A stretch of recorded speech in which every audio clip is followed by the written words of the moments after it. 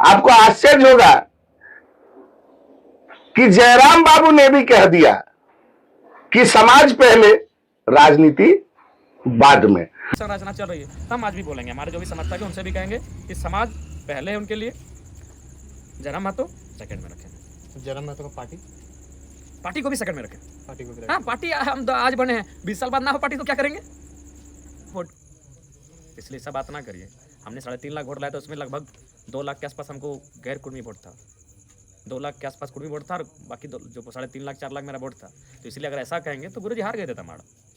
और जहाँ तो समय चूंकि शायद दुर्गा सोम जिंदा थे ना, वो उनको मना भी किए थे कि संथाल बाउल नहीं है। काहे बोले भाई कि संथाल बाउल नहीं है? काहे, आप तो सबके नेता हैं, तो आप हमारा ऑलरेडी आदिवासी सीट है, अब वहाँ बोल रहे हैं कि संथालों का नहीं था, आदिवासी में भी अलग अलग। तो जब हम बोलेंगे तो बहुत बवाल होगा, लेकिन हम चाहते हैं ना बोले। गुरुजी हार गए थे तमाड़, बस इतना जान लीजिए। गुरुजी आदर नहीं, गुरुजी उनके प्रति श्रद्धा है, क्योंकि बिल्कुल उनके किस्से सुने हैं, लेकिन जो सवाल जब उठेगा, जब सवाल हम पे आएगा तो हम भी 2 सवाल निकालेंगे। गुरुजी तमाड़ चुनाव हार गए थे, फिर बोल रहे हैं। तो अगर सच में जेएमएम सब आदिवासियों की सब आदिवासियों के हितैषी है तो तमाड़ जीत देना चाहिए गुरुजी को। तमाड़ में संताल नहीं है, वहाँ मुंडा समुदाय की आबादी ज्यादा है, मुंडा है, कुछ तमाड़ियाँ हैं, कुछ महतो तो बहुत ज्यादा गैर सरकारी आदिवासी, महतो तो बहुत ज्यादा। हम आदिवासी की सिर्फ बात कर रहे थे, वहाँ मुंडा बाहुल है, महतो तो है बहुत ज्यादा है, लेकिन वो गैर सरकारी आदिवासी है, इसलिए महतो पे नहीं हम। तो गुरुजी काहे हार गए तमाशा, बस इतना बता दीजिए। जिसके कितने भी राजनीतिक पंडित जो बार कहते हैं 1-2 साल का पार्टी है, उस पर आप जातिवाद का आरोप लगा रहे हैं, तो 70 का पार्टी गुरुजी हार गए, मुख्यमंत्री रहते जी। गुरुजी 3 बार मुख्यमंत्री बने हैं, लेकिन विधायक को बार नहीं रहे, क्योंकि संविधान का नियम है कि आप प्रधानमंत्री भी बिना चुनाव लड़े रह सकते हैं, लेकिन 6 महीना तक, तब तक या तो उनका सरकार गिर जाता था या तो चुनाव हार जाते थे। ये गुरुजी का मसला है। तमाम चुनाव वो हार गए थे, क्योंकि वहाँ संथाल नहीं मुंडा लोग रहते हैं, जबकि संथाल भी आदिवासी और मुंडा भी सरकारी आदिवासी। हाँ, सरकारी आदिवासी। जब आजसू पार्टी के सुप्रीमो सुदेश महतो ने भी कहा कि मेरा संगठन, मैं और मेरा संगठन, उनके साथ हमारे लंबोदर बाबू भी, दोनों ने इसका ऐलान किया। और उसके बाद तो कुर्मी समाज से जुड़े हुए जो हमारे राजनेता हैं, इसके पहले कभी भी इस तरह के सामाजिक आंदोलन में खुलकर साथ नहीं दिया करते थे। और इस बार चूंकि सुदेश बाबू भी और जयराम बाबू भी दोनों को ही साथ दे रहे हैं, तो एक अलग ही ऊर्जा दिखाई पड़ रही है। और लग रहा है कि सामाजिक संगठन और राजनीतिक संगठन कहीं ना कहीं एकमत होते नजर आ रहे हैं।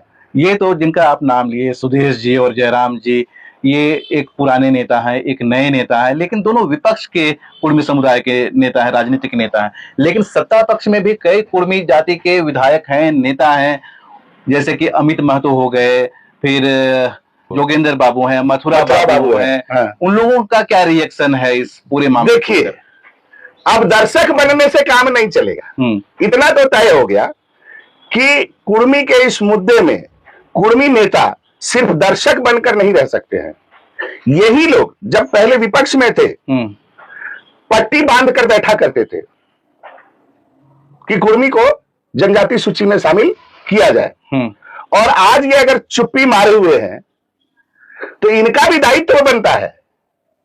जिस तरह विपक्ष में जो है उनका भी दायित्व बना, वे लोग आगे आए, तो ये पक्ष में है तो इनका भी दायित्व बनता है कि ये अपने पार्टी लेवल से हटकर आगे बढ़कर कुर्मी समाज का के इस आंदोलन को, रेल टेका आंदोलन को अगर समर्थन नहीं देते हैं तो कुर्मी समाज फिर निर्णय लेगा।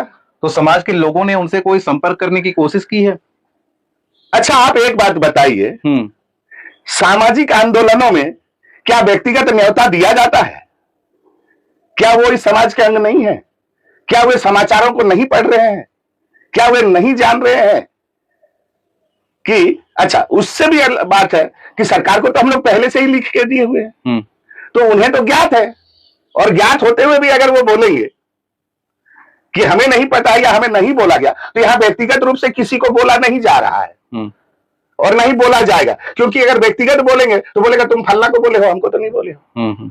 तो इसलिए यहां सीधी सीधी बात है, यहां प्रत्येक कुर्मी का उत्तरदायित्व है कि वह सजग हो, सतर्क हो और पूरे मुस्तैदी से जहां भी सके यथाशक्ति अपना अपनी एकता को वो जो है रेल की पटरियों पर दिखाए।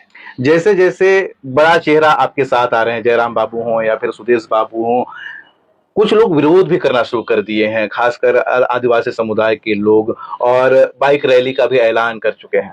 देखिए, मैं लोकल खबर से मैंने हाथ जोड़कर मैंने एक आग्रह करता हूं, ऐसा ना कहें कि आदिवासी विरोध कर रहा है। आदिवासी एक सामूहिक शब्द है,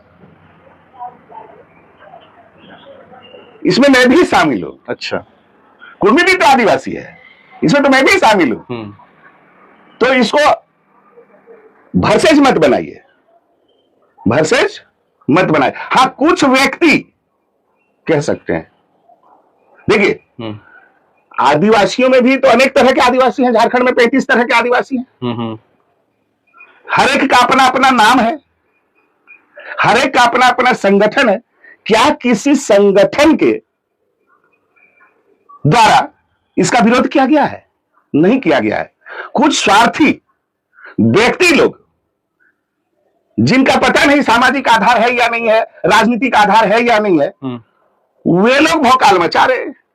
निशा भगत तो ऐसा बोली कि उनको जयराम महतो की पार्टी ने निकाल भगाया, और बोलती है कि मैं आदिवासी पैदा होता है, बना नहीं जाता है। देखिए, जिसको कंसेप्चुअल नॉलेज है, कंसेप्चुअल नॉलेज जिसको कहा जाता है, सैद्धांतिक ज्ञान जिसके पास है कि आदिवासी कौन, सही बात है, आदिवासी एक नस्लीय होता है, उसके मां बाप कभी बदली नहीं होते। तो उन्हें मैं यही जवाब देना चाहूंगा कि हमारा डीएनए रिपोर्ट बताता है कि कुर्मी का माइटोकॉन्ड्रियल डीएनए 65,000 साल पुराना है। यानी 65,000 सालों में भी हम लोगों ने अपनी मां नहीं बदली, तो बाप भी नहीं बदला।